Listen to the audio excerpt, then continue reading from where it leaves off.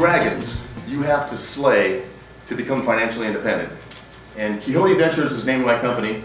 Don Quixote was a dragon slayer, if you know much about him. Actually, they were windmills, but you thought they were dragons. But taxes, inflation, greed. Those three things. We talked about taxes a little bit. If you don't learn the game, you're going to give most of your profit away. It's a lot easier to basically learn the game and keep it, and then reinvest it, and catapult yourself. Taxes, inflation. Let me talk about, I call it my sideways story. Anybody seen the movie Sideways? That movie was filmed in 2005. And the reason I know that is because I went there in March of this year. The same place. I went to the same place they ate at. It's up in Santa Barbara. It's a winery, up their wine area. And I ate at the same restaurant, the Hitching Post. I stayed at the same hotel they stayed at. And I went to the same gas stations that they went to. And I watched the movie twice before I went there. Guess how much gas was in 2005 at the exact same gas station? $1.50. Wow. Guess how much I paid? $4.30. That's inflation. And I don't know what's going to happen next. None of us do. But it's reasonable to think that in 7 years, that was just inflation to me. I said, whoa, this does happen. Inflation.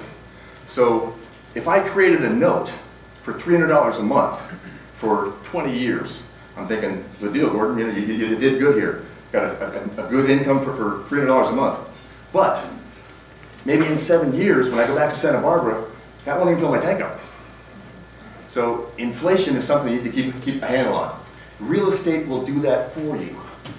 Real estate sometimes, and I think in the future it might, appreciates.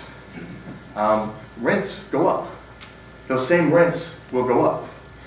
When that guy's paying $300 a gallon, a tank for gas, his rent might go up also.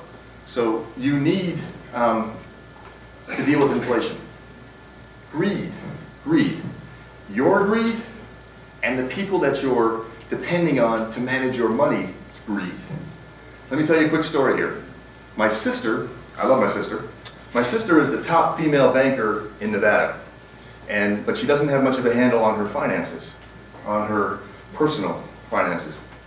So I say, you know what? Let me help you. Let me work on this with you. We should buy some notes with your retirement money.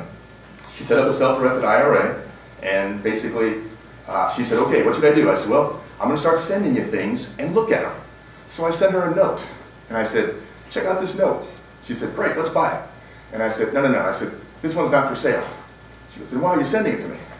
And I said, well, I want you to kind of know when the good ones comes along, know what we're talking about here. I don't want to do that. I want you to tell me what to do. And I said, okay, but that's really not the best way to do it. And historically, what she's done is, with her stockbroker or whoever, depended on them. In my opinion, you can't depend on them. You got to step up and be the guy and take control of it, because your own greed, it's basically you saying, okay, I want a 100% return. Clyde Wilson has a great thought about, he says there's 3 light bulbs. There's a 100-watt light bulb representing 100% return. There's a 50-watt light bulb, half that much, and a 10% light bulb.